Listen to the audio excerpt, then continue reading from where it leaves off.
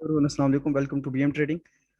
First thing is first, मैं जो हूँ वो इंशाल्लाह फ्यूचर में जो वीडियोस आएंगी वो उर्दू में आएंगी, क्योंकि मेरा जो बेसिक पर्पस है चैनल क्रिएट करने का और इंस्टाग्राम की आईडी क्रिएट करने का वो ये है कि मेरी जो यूथ है, जो यंगस्टर्स हैं, उनमें जो है अवेयरनेस क्रिएट हो फॉरेक्स ट्रेडिंग से रिलेटेड। और जो एक मिसकंसेप्शन है कि forex trading is very risky, वो आपकी इंशाल्लाह मैं दूर करने की कोशिश करूंगा। तो ये जो वीडियो है ये एक तो रिव्यू वीडियो है उन ट्रेडिंग अपॉर्चुनिटी से रिलेटेड जो कि मैंने 18 और 19 मई को अपलोड की थी। अब दोनों का रिव्यू मैं इकट्ठा क्यों करूं कि दोनों में कोई फर्क नहीं है मास्टरमाइंड लेवल्स के। 18 मई को जो मैंने ट्रेडिंग अपॉर्चुनिटी अपलोड की थी उसका ताल्लुक सिर्फ सेलिंग से था और उसका लेवल ये था। 19 मई को जो मैंने वीडियो अपलोड की थी उसका ताल्लुक बाइंग और सेलिंग दोनों से था। बाइंग का टारगेट ये था, ब्रेक लेवल ये था, और जबकि सेलिंग का ब्रेक लेवल ये था। आप जब दोनों के लिंक जो है वो डिस्क्रिप्शन में गिवन है, आप जाकर वो वीडियोस देखेंगे तो आपको क्लैरिटी हो जाएगी कि दोनों का रिव्यू इकट्ठा क्यों कर रहा हूँ मैं। ठीक है, तो और जो इसके अलावा जो आप इसके अलावा जो रिव्यू के अलावा जो आप तीन इंपॉर्टेंट चीजें आज के वीडियो में देखेंगे, एक ये कि आपने आपको टेक्निकल एनालिसिस की जरूरत क्यों पड़ती है। दूसरी दूसरा जो पॉइंट है, सॉरी, वो ये है कि आपने जब यह फंडामेंटल डाटा की बेस के ऊपर ट्रेडिंग करेंगे तो आपने किन रूल्स को फॉलो करना है, आपको उस चीज का पता चलेगा। तीसरी चीज ये है कि आपने फंडामेंटल डाटा को इंटरप्रेट कैसे करना है। तो यहाँ से हम अब अपनी वीडियो शुरू करते हैं। 18 मई को जो मैंने वीडियो अपलोड की थी उसके अंदर जो ब्रेक लेवल था वो ये था, नीचे वाला। ठीक है, उसमें मैंने बताया था कि अगर ये करेंसी पेयर इस लेवल को ब्रेक करता है तो ये फर्दर डाउन जाएगा। और इन टारगेट लेवल, ये जो टारगेट लेवल्स होंगे वो फर्स्ट टारगेट लेवल ये होगा, सेकंड ये होगा, और थर्ड टारगेट लेवल ये वाला होगा। ठीक है, तो उसके बाद उसी वीडियो में मैंने बताया था कि फंडामेंटल डाटा ऑलरेडी वहाँ पे हाई इम्पैक्ट फैक्टर का फंडामेंटल डाटा इकोनॉमिक कैलेंडर के अंदर मौजूद है। काइंडली उसको कंसिडर लाजमी किएगा वाइल ट्रेडिंग। तो मैं आपको अब लेके चलता हूँ इकोनॉमिक कैलेंडर के ऊपर। तो वहाँ पे आपको बेसिकली मैं गाइड करूंगा कि कैसा कैसे डाटा ने इसको अफेक्ट किया। तो ये हमारे पास इकोनॉमिक कैलेंडर है। आप investing.com पे आएंगे तो आपको टूल्स की जो है वो टैब के अंदर आपको इकोनॉमिक कैलेंडर आपको मिल जाएगा। ठीक है, अब 18 मई पे आ जाते हैं सबसे पहले। ठीक है, 18 मई को मैंने बताया था ये 11 बजे पाकिस्तानी टाइम के अकॉर्डिंगली ये डाटा रिलीज होने वाला है और इसका इम्पैक्ट फैक्टर काफी हाई है। ठीक है, अब देखेंगे कि जो इम्पैक्ट फैक्टर है का डाटा है, दो इम्पैक्ट फैक्टर का डाटा है, वो ये बता रहा है कि करेंसी पेयर इंक्रीज होगा। ग्रीन का मतलब है कि करेंसी पेयर की फेवर में है, और रेड का मतलब ये है कि वो करेंसी के फेवर में नहीं है, वो अगेंस्ट द फेवर है। मतलब इसकी वजह से करेंसी की वैल्यू डाउन हो सकती है और इसकी वजह से करेंसी की वैल्यू अप हो सकती है। तो अब देख रहे हैं कि ये डाटा एम्प्लॉयमेंट डाटा है, और एम्प्लॉयमेंट चेंज और अनएम्प्लॉयमेंट चेंज का डाटा था। ठीक है, ये करेंसी की फेवर में आया। ठीक है, और ये जो हमारे पास एवरेज अर्निंग इंडेक्स का डाटा है वो करेंसी की फेवर में नहीं आया। लेकिन पॉइंट टू बी नोटेड कि ये कम इम्पैक्ट फैक्टर का डाटा है। ठीक है, और ये ज्यादा इम्पैक्ट फैक्टर का डाटा है। लेकिन फिर भी करेंसी जो मूव किया, करेंसी का जो मूव था वो इसकी फेवर में था, करेंसी इसको फॉलो कर रही थी। मैं आपको चार्ट पे दोबारा लेके जाता हूँ, आपको वहां से पॉइंट मेरा क्लियर हो जाएगा। आप देख रहे हैं कि 18 मई और 11 बजे का टाइम है। ये बेसिकली जीएमटी टाइम या यूटीसी टाइम होता है जो कि आपके सॉफ्टवेयर में शो हो रहा होता है, जो कि 5 घंटे लैगिंग है पाकिस्तानी टाइम से। तो बेसिकली ये 6 AM जीएमटी है और पाकिस्तानी टाइम 11 AM है। ठीक है, तो आप देख रहे हैं कि उसके बाद जैसी डाटा रिलीज हुआ तो थोड़े से पुल बैक मारने के बाद जो कि थ्री स्टार या हाई इम्पैक्ट फैक्टर का डाटा था, वो करेंसी ने मूव किया अप। और जितना ये नीचे गया उससे ज्यादा ये ऊपर गया है। अब इसकी रीजन नहीं समझ आती ट्रेडर्स को। फंडामेंटल डाटा के ऊपर जब वो ट्रेडिंग करते हैं तो एक दो तीन चार बार तो वो फायदे में चले जाते हैं, लेकिन मोस्ट ऑफ देम वो नुकसान में जाती है। अब देखिए, फायदा तो हो रहा है लेकिन ये लॉस देखिए किधर जा रहा है। जब आपको लॉस होना शुरू होता है तो ह्यूज लॉस होता है, और पिछले जो आपको एक वीक से फायदा हो रहा होता है, 2 वीक से फायदा हो रहा होता है, या पिछले 6-7 ट्रेड्स आपके फायदे में गई होती हैं, वो सारी की सारी जो है वो इस लॉस की नजर हो जाती हैं, और वो आप लॉस में चलना शुरू हो जाते हैं ओवरऑल। तो इसकी वजह से ट्रेडर्स जो होते हैं वो फिर ये एक कंसेप्शन बना लेते हैं कि भाई फॉरेक्स ट्रेडिंग बहुत ज़्यादा रिस्की है, फॉरेक्स ट्रेडिंग की जो डायरेक्शन है फॉरेक्स की वो अनप्रिडिक्टेबल है, जो कि बिल्कुल गलत है। अब यहाँ पे बेसिकली अगर आप इकोनॉमिस्ट नहीं है वो तो, क्योंकि जो डाटा है वो तो इकोनॉमी वेरिएशन जिसको अच्छे तरीके से पता है कि कैसे होती है, कौन कौन सा डाटा होता है जो इकोनॉमी को वेरी कर रहा होता है, उससे पता होता है। लेकिन जो जिस बंदे का इकोनॉमी का नॉलेज इतना स्ट्रांग नहीं है वो, और या फिर है ही नहीं, तो वो अगर फॉरेक्स ट्रेडिंग करना चाहता है तो वो कैसे करेगा। तो वो बेसिकली वहाँ इस पॉइंट के ऊपर टेक्निकल एनालिसिस की आपको जरूरत पड़ती है, जिसके बेस के ऊपर आप प्रीवियस चार्ट पैटर्न्स के ऊपर देख के, इसके हिस्टोरिकल बैकग्राउंड देख के करेंसी का, ठीक है, आप अंदाजा लगाते हैं यार नहीं यहाँ से करेंसी जो है वो अप जाएगी, यहाँ से करेंसी डाउन जाएगी। तो यहाँ से आपको एक चीज क्लियर हो गया कि अगर आपके पास इकोनॉमी वेरिएशन का स्ट्रॉन्ग नॉलेज नहीं है या फिर लेस नॉलेज है, तो आपको टेक्निकल एनालिसिस की जरूरत पड़ेगी, और आप टेक्निकल एनालिसिस की बेस पे ही ट्रेडिंग करेंगे, क्योंकि जो भी वेरिएशन आ रही होती है वो अल्टीमेटली चार्ट में रिफ्लेक्ट हो जाती है। मतलब अभी जो वेरिएशन आई है इकोनॉमिक डाटा की वजह से, वो चार्ट में रिफ्लेक्ट हो गई है, वैल्यूज चेंज हुई हैं। तो प्रीवियसली हिस्टोरिकल बेस पे भी सेम पैटर्न पे चार्ट में वो चीजें रिफ्लेक्ट हो जाती हैं। जब वो चार्ट में चीजें रिफ्लेक्ट हो रही होती हैं, तो मतलब जो डिसीजंस हो रहे होते हैं वो already on the basis of past हो रहे होते हैं, या फ्यूचर सर्कमस्टांसेस की या प्रेजेंट सर्कमस्टांसेस की बेस पे हो रहे होते हैं। तो अल्टीमेटली वो चीजें क्योंकि चार्ट में रिफ्लेक्ट हुई होती हैं, तो टेक्निकल एनालिसिस की बेस के ऊपर भी जो ट्रेडिंग होती है वो एक्यूरेटली होती है medium term and short term के लिए। लेकिन जो लॉन्ग टर्म ट्रेडर होते हैं, जो जिन्होंने अपनी पोजीशंस को ईयर्स एंड मंथ्स में होल्ड करके रखना होता है, वो हमेशा जो अपनी ट्रेडिंग कर रहे होती हैं वो फंडामेंटल एनालिसिस की बेस के ऊपर अपनी ट्रेडिंग करते हैं, और वो फंडामेंटल एनालिसिस को बहुत ज्यादा इंपॉर्टेंस देते हैं। यहाँ पे हमारा एक एजेंडा क्लियर हो गया है कि आपको बेसिकली टेक्निकल एनालिसिस की जरूरत क्यों पड़ती है। मैं रिपीट करता हूँ कि अगर आपके पास इकोनॉमी वेरिएशन का नॉलेज इतना स्ट्रांग नहीं है, तो फिर आप चार्ट पैटर्न्स को देखते हैं, ट्रेंड लाइंस को देखते हैं, मतलब चार्ट को आप मैनिपुलेट कर रहे होते हैं, चार्ट के डाटा को आप मैनिपुलेट कर रहे होते हैं, जो कि प्रीवियसली आपने हिस्ट्री में रिफ्लेक्ट हुई होती हैं चीजें। प्रीवियस चार्ट पैटर्न्स की बेस के ऊपर या चार्ट वैल्यूज की बेस के ऊपर आपने वो अपने ट्रेडिंग डिसीजंस ले रही होती है। लेकिन जो फंडामेंटल ट्रेडर्स होते हैं वो प्रेजेंट के ऊपर डिसीजंस लेते हैं कि प्रेजेंटली जो इकोनॉमी है उसमें वेरिएशन किस तरह आ सकती है। ठीक है, अब बात कर लेते हैं सेकंड एजेंडा के ऊपर। अब लेट्स सपोज आप फंडामेंटल एनालिसिस के बेस के ऊपर ट्रेडिंग करना चाहते हैं। अब फंडामेंटल एनालिसिस क्या आपको बता रहा है कि भाई जो 3 स्टार का डाटा है, मैं आपको दोबारा ये, क्योंकि आप देख रहे हैं करेंसी जो है वो अप गई है, ठीक है, ये एक बात आपने याद रखनी है।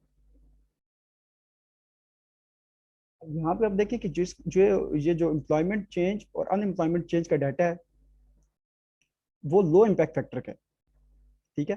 लेकिन जो ये एवरेज अर्निंग इंडेक्स है ये हाई इम्पैक्ट फैक्टर का है। तो लेकिन करेंसी का पेयर कहाँ जा रहा है, करेंसी पेयर अप जा रहा है, मतलब वो इसको फॉलो कर रहे हैं रेदर देन इसको फॉलो करने के। अब ये चीज जो होती है वो फंडामेंटल ट्रेडिंग को अनप्रेडिक्टेबल बना देती है कि यार फंडामेंटल जो ट्रेडिंग होती है वो रिकमेंडेड नहीं होती, ठीक है। अब बेसिकली हो क्या रहा है, अब अगर आप देखें 19 मई का डाटा फंडामेंटल का, तो आपको ये इन्फ्लेशन का डाटा आपको नजर आएगा, which is CPI and core CPI, ठीक है। ये आपको, और पीपीआई, ये आपको डाटा नजर आ रहा होगा, ठीक है। अब आपको ये बात बहुत इंपॉर्टेंट बात है, और आपने ये बात नोट करनी है कि ये जो डाटा है एम्प्लॉयमेंट चेंज का और अनएम्प्लॉयमेंट रेट का, इसका और इन्फ्लेशन डाटा का आपस में रिलेशनशिप है विच इज इनवर्स, ठीक है। और जो कि मैं आपको अभी गूगल से भी टाइप करके बता देता हूँ, सर्च करके, ठीक है, जो कि प्रिडिक्टेबल बनाता है इस हाई इम्पैक्ट डाटा को। हालांकि ये दो लो इम्पैक्ट डाटा है, ठीक है, ये दोनों लो इम्पैक्ट डाटा है, 2 स्टार है, ठीक है। लेकिन जो ये हमारे पास इन्फ्लेशन का डाटा है, ये देखिए ये हमारे पास हाई इम्पैक्ट का डाटा है, ठीक है। तो बेसिकली उस डाटा का और इस डाटा का आपस में इनवर्स रिलेशनशिप है। मैं आपको भी शो भी कर देता हूँ गूगल से भी। देख रहे हैं मैंने गूगल पे लिखा relationship between unemployment and inflation. आप देख रहे हैं कि यहाँ पे लिखा हुआ है as in unemployment rate increases inflation decreases, mean इन दोनों का आपस में इनवर्स रिलेशनशिप है। तो अब अपनी इकोनॉमिक कैलेंडर पे वापस जाते हैं। तो यहाँ पे आपके पास अनएम्प्लॉयमेंट जो 18 मई को डाटा रिलीज होना था, उसमें आप देख रहे हैं कि अनएम्प्लॉयमेंट डिक्रीज हुई है, मतलब मोर बंदों को या ज्यादा लोगों को इस महीने जॉब मिली है। जब अनएम्प्लॉयमेंट डिक्रीज हुई है, एम्प्लॉयमेंट आप चेंज आपका ऑटोमेटिकली इंक्रीज करेगा, और अनएम्प्लॉयमेंट रेट की डिक्रीज होने की वजह से ये चीज प्रिडिक्टेबल हो जाती है, जो इन्फ्लेशन का डाटा आएगा वो आएगा पॉजिटिव। जो एक्सपीरियंस ट्रेडर होते हैं उन्हें इस रिलेशनशिप का पता होता है। अब यहाँ पे कितने फैक्टर्स आ गए हैं basically, employment change, unemployment rate, 2 factors. यहाँ पे आपके पास नीचे 3 फैक्टर्स प्रिडिक्ट हो गए हैं ऑटोमेटिकली, ठीक है। ये 2 फैक्टर्स तो आपके पास प्रिडिक्ट हो गए हैं, ठीक है। अब ये टोटल फैक्टर्स बन गए हैं एक हाई इम्पैक्ट के और 3 लो इम्पैक्ट के फैक्टर्स, जो कि आपको प्रिडिक्ट हो गया। तो एक्सपीरियंस ट्रेडर बेसिकली क्या करते हैं कि उन्हें तो इस रिलेशनशिप का पता होता है, तो वो इस रिलेशनशिप की बेस के ऊपर ट्रेडिंग करते हैं। तो हो क्या रहा है बेसिकली, अगर आप देखें तो यहाँ पे ये कम हुआ है, तो ऑटोमेटिकली अगर आप जाएंगे नीचे तो आप देख रहे हैं कि सीपीआई का डाटा इंक्रीज कर गया। वो तो न्यूट्रल रहा है ऊपर वाला, लेकिन ये वाला डाटा इंक्रीज कर गया। अब ये चीज प्रिडिक्टेबल थी, और प्रिडिक्टेबल होने की वजह से कि भाई जो कल डाटा रिलीज होने वाला है इन्फ्लेशन का डाटा, वो already in favour of JPB है। तो टोटल 5 फैक्टर बनती हैं जो कि जेपीबी के चले जाएंगे फेवर में, जबकि एक सिर्फ हाई फैक्टर का फैक्टर जेपीबी की फेवर में नहीं जा रहा। तो ट्रेडर्स क्या करते हैं, वो करेंसी पेयर को बाय करना शुरू कर देते हैं, जिसकी वजह से करेंसी पेयर अब चला जाता है। तो यहाँ से आपको अब पता चल गया कि बेसिकली आपने जब फंडामेंटल डाटा की बेस के ऊपर ट्रेडिंग करनी है तो आपने किन रूल्स को फॉलो करना है। आपने सिर्फ हाई इंपैक्ट और लो इंपैक्ट फैक्टर्स को नहीं देखना, जो मोस्टली फॉरेक्स की सपोर्ट होती है, क्योंकि मैं तो काफी अर्से से ट्रेडिंग कर रहा हूँ। वो आपको बेसिकली यही बताते हैं, कहते हैं ये देखिए, ये आपके पास हाई इंपैक्ट का डाटा है, ये आपके पास लो इंपैक्ट का डाटा है। जब ये आपके पास नेगेटिव आएगी वैल्यू तो आपने जो है वो सेल कर देना, और जब भी आपने पॉजिटिव वैल्यू आएगी तो आपने बाय कर लेना। वो तो भाई ब्रोकर्स हैं, उन्हें कमीशन मिल रहा होता है, चाहे आप सेल करें चाहे आप बाय करें, लेकिन अल्टीमेटली आप लूज करना शुरू कर देते हैं ट्रेडिंग के ऊपर अपनी, और बहुत ज्यादा लूज करना शुरू कर देते हैं, क्योंकि आपके पास एक बार, दो बार, तीन, चार बार ये आपकी फेवर में चली जाती है। लेकिन जब ये आपकी फेवर में नहीं जाती, उस वक्त एक तो आप लॉस इनकाउंटर कर रहे होते हो, दूसरा आप कंफ्यूज हो जाते हो।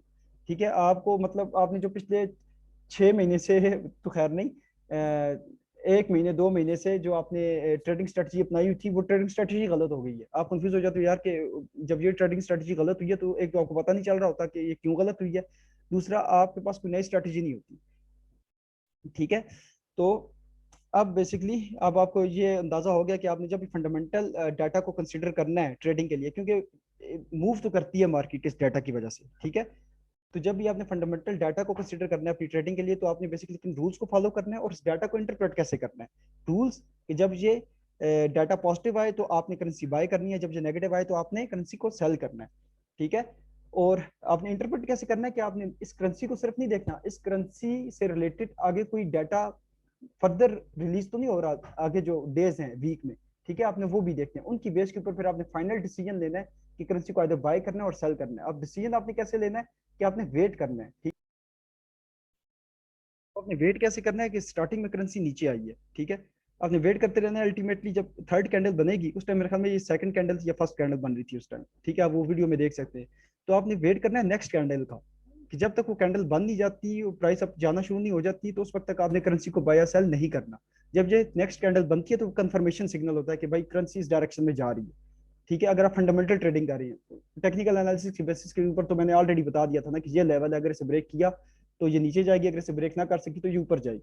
ठीक है, तो अब वो तीन एजेंडा पॉइंट्स क्लियर हो गए हैं। अब बात करते थे, कर लेते हैं रिव्यू की। अच्छा, 18 मई को तो ये चलेगी ऊपर यहाँ से। ठीक है, अगर आप experience trader with respect time आप बन जाएंगे, तो जैसे ही ऊपर जाना शुरू होती है, जैसे ही कंफर्मेशन कैंडल है जी, ठीक है, कि मार्केट ने अब जाना है, यहाँ तक जैसे ही कैंडल पहुंचती है और इसने प्रीवियस अपनी जो होती है वो लेवल ब्रेक किया। ठीक है, मैंने लाइन लगाई हुई है, इस लाइन करके मैं हटाता हूँ, तो ये जैसे ही वो स्विंग ब्रेक करती है ना ये कैंडल, तो इसका मतलब है अब ये प्राइस अब जाने वाली है। अब यहाँ से बाय करेंगे करते, और ये आगे सारे के सारे टारगेट लेवल्स आपके हिट हो रहे थे। ठीक है, उसके बाद 19 मई को जो कैंडल थी वो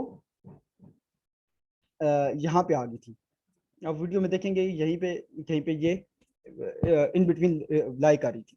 अब 19 मई को क्या हुआ देखें, अब ये दोबारा उस फंडामेंटल डाटा रिफ्लेक्ट हो रहा है 19 मई की 11 बजे तक। मैं इसको एडजस्ट कर देता हूँ 6 पे। ठीक है, ये देखिए 19 मई के 11 बजे जो सीपीआई कोर सीपीआई का डाटा रिलीज हुआ, उस तक मार्केट में एक केओस था। मार्केट ना ऊपर जा रही थी ना मार्केट नीचे आ रही थी। आप ये कंसोलिडेशन देख रहे हैं मार्केट में। अब ये क्यों था? ये बेसिकली था कि आपकी जो फंडामेंटल डाटा है उसके अंदर एब्सोल्यूट वैल्यू से जो आपके पास पॉजिटिव या नेगेटिव आ रही हैं वो मैटर करती हैं, लेकिन जो असल चीज जो उससे ज्यादा मैटर करती है वो ये है कि जो फॉरकास्ट प्राइस से जो एक्चुअल वैल्यू है, जो एक्चुअल रिलीज है डाटा का, वो जो चेंज है, वो परसेंटेज चेंज कितना है। मैं आपको दिखा देता हूँ इकोनॉमिक फैक्टर में भी जाके। आ गए कैलेंडर पे, सॉरी इकोनॉमिक फैक्टर क्या गया था मैं। तो अगर आप आते हैं तो ये जो परसेंटेज चेंज है, ठीक है, ये जो डाटा रिलीज हुआ है, अब जी कितना इससे हाँ ज्यादा है या कितना इससे कम है, इससे भी, अब प्रीवियस मंथ में जो डाटा है उससे भी, ठीक है, ये बहुत ज्यादा मैटर करता है। अब आप देखें अगर, तो 11 बजे तक पता ऑलरेडी इम्पैक्ट उसका चला गया था उस डाटा का कि भाई ये डाटा भी करेंसी के फेवर में जाएगा, ठीक है। तो उसकी वजह से एक बाय पोटेंशियल बना, करेंसी ऊपर चलेगी, लेकिन करेंसी फिर उसके साइडवेज मूव स्टार्ट हो गए थे, ना वो ऊपर जा रही थी वो नीचे जा रही थी। वो वजह उसकी क्या थी कि वो इस नंबर का वेट कर रहे थे, उन्हें पता था ये नंबर पॉजिटिव है, ठीक है, लेकिन फिर भी वो इस नंबर का वेट कर रहे थे कि बेसिकली ये नंबर रिलीज हो तो हमें पता चले कि बेसिकली कितना पॉजिटिव है, इससे कितना परसेंटेज चेंज इससे पॉजिटिव है और इस डाटा से पॉजिटिव है। उसकी बेस के ऊपर हम फिर डिसीजन लेंगे कि भाई इधर हमने करेंसी को बाय करना है और हमने करेंसी को इधर सेल करना है। तो जो जो परसेंटेज चेंज देख रहे हैं ये बहुत ही कम है, ठीक है। अब उस कम परसेंटेज चेंज की वजह से जो करेंसी पेयर है उसके अंदर पॉजिटिव चेंज तो आया। अब कुछ फंडामेंटल ट्रेडर होते हैं वो ये कहते हैं जनाब ये तो ये नेक्स्ट डाटा भी जो है हमारे पास वो पॉजिटिव आ गया है इन्फ्लेशन का, तो लेट्स बाय द करेंसी, ठीक है। तो ये भी आपके पास एक फैक्टर है। मैं आपको वापस चार्ट पे लेके जाता हूँ। अब ये देखें, थोड़ा सा शॉर्ट ड्यूरेशन के लिए आप गई है। अब ये अब क्यों गई है, क्योंकि लॉट ऑफ ट्रेडर्स होते हैं जो कि इनएक्सपीरियंस होते हैं, ठीक है, वही कहते हैं जनाब डाटा पॉजिटिव आ गया, अब ये इन्फ्लेशन का डाटा पॉजिटिव है तो भाई करेंसी नहीं आप जाना है, तो वो सारे के सारे बाय करना शुरू कर देते हैं। चाहे उनके पास $100 का अकाउंट नहीं है, मिलियंस ऑफ अकाउंट्स होते हैं, $100 के, $500 के, $1000 के, इनएक्सपीरियंस ट्रेडर्स के, ठीक है। तो उसकी वजह से एक बाय पोटेंशियल शॉर्ट ड्यूरेशन के लिए क्रिएट हुआ, ठीक है। लेकिन इसने देखें इस स्विंग को ब्रेक नहीं किया जो इससे प्रीवियस बनी हुई थी, ठीक है जी। जैसे ही स्विंग तक पहुंचे तो जो पोटेंशियल था वो ऑलरेडी जो इन्फ्लेशन का था वो यहाँ पे रिफ्लेक्ट हो गया था, ठीक है। अब क्योंकि वो बहुत परसेंटेज चेंज बहुत थोड़ी है तो उसकी बेस के ऊपर, क्योंकि ये एग्रेसिवली मार्केट मूव नहीं कर रही थी, ये बहुत स्लोली मूव कर रही थी यहाँ से मार्केट, तो ट्रेडर्स को, एक्सपीरियंस ट्रेडर्स को पता चल गया था यार कि नहीं ये परसेंटेज चेंज बहुत थोड़ी है, करेंसी नहीं नीचे चले जाना है, तो उन्होंने सेल ले लिया ऑर्डर। उसके बाद देखें यहाँ से करेंसी ने डिप किया नीचे। तो इनिशियली जो मैंने लेवल्स डिफाइन किए हुए थे 19 मई को, उसमें कहा था कि अगर ये लेवल ब्रेक करेगा और इसका टारगेट लेवल ये होगा। अब मुझे पता था यहाँ से ये इस जो स्विंग है इसको इसने ब्रेक नहीं कर सकता अगर ये ऊपर भी गया तो, दैट्स वाई मैंने स्विंग से जो था ना वो नीचे और इस स्विंग से थोड़ा सा ऊपर मैंने प्रॉफिट लेवल को या टारगेट लेवल को रखा हुआ था अपने। तो उसने इसको हिट किया, $97 का मुझे प्रॉफिट दिया। उसके बाद करेंसी नीचे आना शुरू हो गई और 19 मई को जो टारगेट लेवल डिफाइन था वो ये डिफाइन था, ठीक है। यहाँ से फिर करेंसी पेयर्स ने नीचे आना शुरू किया, फिर इसने इस लेवल को ब्रेक किया और इसने तमाम टारगेट लेवल्स को टच किए। $563 का फायदा वहां से मुझे हुआ है, ठीक है। उसके बाद करेंसी ने वापस इस लेवल पे आई है। अब ये मैंने सप्लाई एंड डिमांड की बेस के ऊपर लेवल डिफाइन किए हुए थे, ठीक है। वीडियो बहुत लंबी हो जाएगी, मैं वो किसी दिन और जो है ये आपसे सप्लाई एंड डिमांड का जो है वो डिस्कशन कर लूंगा। तो टोटल नेट प्रॉफिट जो हुआ है $660 का हुआ है। तो मैं उम्मीद करता हूँ कि आपको ये मेरी वीडियो पसंद आई होगी। काइंडली फ्यूचर वीडियोस के लिए मेरा चैनल सब्सक्राइब कर दिएगा और बेल आइकन को लाजमी प्रेस किएगा ताकि आप जो है वो फ्यूचर वीडियोस जो आए उनकी अपडेट्स आपको मिलती रहें। Thank you very much for watching my video.